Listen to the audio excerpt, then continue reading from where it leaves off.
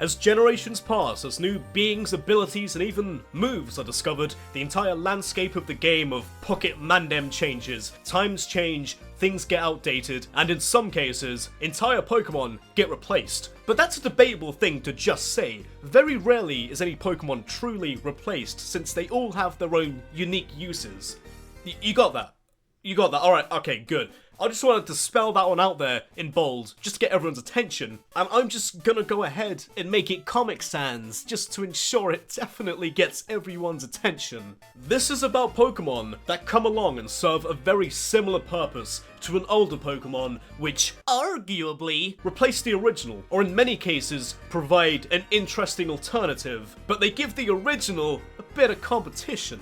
It's actually similar to when console generations pass. The NES was released and revolutionized the gaming industry. Then came the Super Nintendo! Oh yeah! And hot damn! Super was an understatement. But then you think about it, and you realize, I'm not going to be able to play the original Punch-Out! I'm not going to play Kirby's Adventure on it! So, the NES should always have a place on the shelf.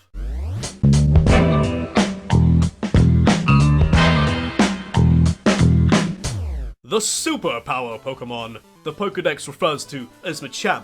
I, however, refer to him as the result of Brock Lesnar, King DDD, and polymerization. He's a bit of a tough guy. Now I get it, Majin Brock is one hard slice of beefcake, and King DDD is quite the hoss in his own right, but Conkeldurr is one hard fucker. Like, I'm not just made of concrete, I fucking made concrete, cunt. Type of hard. They're both really similar, but Conkeldurr easily has the edge. More attack power, overall beefier defense, Muck Punch, and Drain Punch, which makes Guts and Flame Orb a way more useful combo than it is for Machamp. I'm not saying Machamp has been completely replaced at all. Oh no. Oh no. Dynamic Punch and No Guard, oh, that combo always has a welcome place on teams designed for the sole purpose of making their opponents fold their 3DS over like a paper airplane and just fly it into the goddamn sun. Machamp wants to be the superpower Pokemon is hyped up to be, but I bet he doesn't even train his core. We all know the man's just glamour muscles, damn it! It's no wonder he can't throw a Muck Punch. Might as well just call him Amp, cause that Muck is... Oh, where's that Muck? Oh, I'm looking, I don't see it. Conkeldurr has that efficient build, the guy who's not winning Mr. Olympia anytime soon, but everyone knows he'd fetch anyone he so desires a nice glass of warm milk before he puts him to sleep.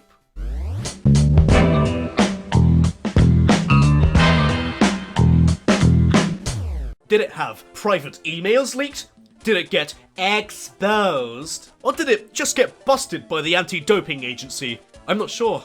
I'm not quite sure what everyone's golden boy Flygon did to piss off the higher-ups, but I am fully convinced Garchomp was constructed with the sole purpose of being a ploy to fucking bury it. Garchomp's existence is the equivalent of running into a car meet with a fucking Harrier. It's almost as if whoever made Garchomp had something to prove. It's almost a clear case of one-upsmanship between the higher-ups developing the Pokemon.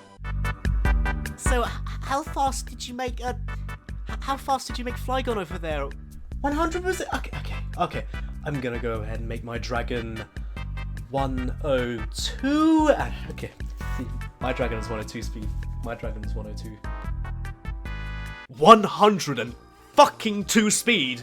Fucking 102 speed! Come on, that's not even shade. That is a direct javelin shot aimed to take Flygon down for good. Flygon does not even have an edge over Garchomp. At best, it only has an equal level of power. Perks to Flygon, it has a U-turn and a levitate. That's about it over the notorious GC. Typical. The only perks it has involve running away from shit. Amateur. Fucking amateur. Even having levitate, I can only see as being an added bit of polish on the fingernail of the middle finger directed right at it. Flygon has even been dubbed the elemental spirit of the desert. Then Garchomp makes its entrance armed with abilities like Sand Veil and Sand Force. Garchomp literally spawns and draws power from sandstorms. If Flygon is the desert spirit, then Garchomp is Big Daddy Desert Spirit. Flygon flaps his wings around and sounds like a singing woman. He has to do an entire fucking Beyonce set to whip up a sandstorm. Garchomp, on the other hand, the party does not start until he's had enough pre-drinks and fucking shows up. It just arrives and the sandstorm's like... Then you've got Desert Boy roaming the place like he's hot shit, like he runs the ship, but he has to wear protective goggles. I don't understand. The desert spirits should surely be in his elements. In the goddamn desert! It's like a L'Oreal model wearing goggles in a shampoo advert. Now, here we have a handy little graph detailing both of their usage. As you can see here, Garchomp had his pre-drinks, he arrived, he seshed it up like a sick cunt, and proceeded to chomp down on any credibility Flygon has. More like flag gone from the OU tier. Garchomp is the flying fighter jet speed bowling ball that was made to knock down the oddly bowling pin shaped Desert Queen. And goddamn, did he get a strike?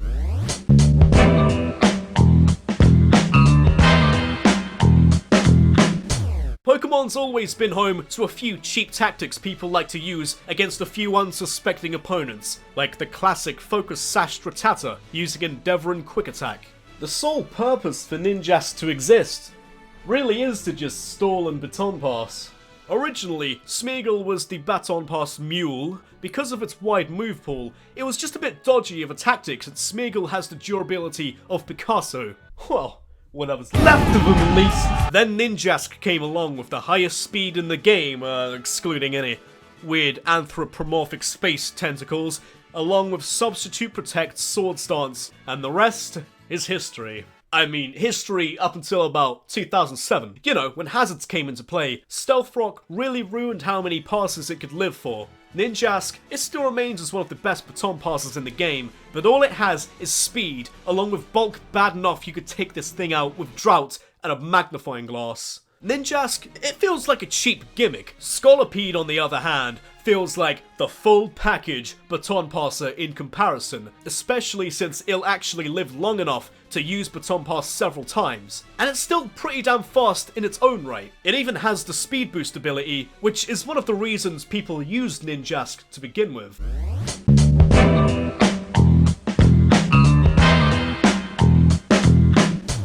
When it comes to laying down hazards, for those who weren't blessed with steel and force defenses, you want to be the one fast enough to lay them down. That's just one of the reasons why Galvantula just leaves it completely outclassed. Leaves what outclassed, you asked? Fucking Ariados! A Pokemon that still won't be faster than most opposition even with the web laid down. Galvantula is good, but it isn't even that good, which just goes to show how much of a goddamn waste of a number you are in the Pokedex, Ariados. I don't think I've ever faced a Galvantula that I haven't taken out in more than 2 hits. But even so, once it spins that web, a solid Thunder is gonna sting. And it will hit. The Compound Eyes ability over here was made for moves like Thunder. But every time before I get to do the business, before I get to lay down some smack, Galvantula gets to do his business, which is to lay down that sticky web first. If you can't think of a single reason as to why you would ever want to use Ariados, I have devised a foolproof plan. Now, step 1.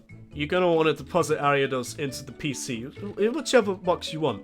Step 2, select it and you should see, there should be an option called release. You're going to want to go ahead from here and press A, and that is it. GZ, that's how you use them. Go get them, champ.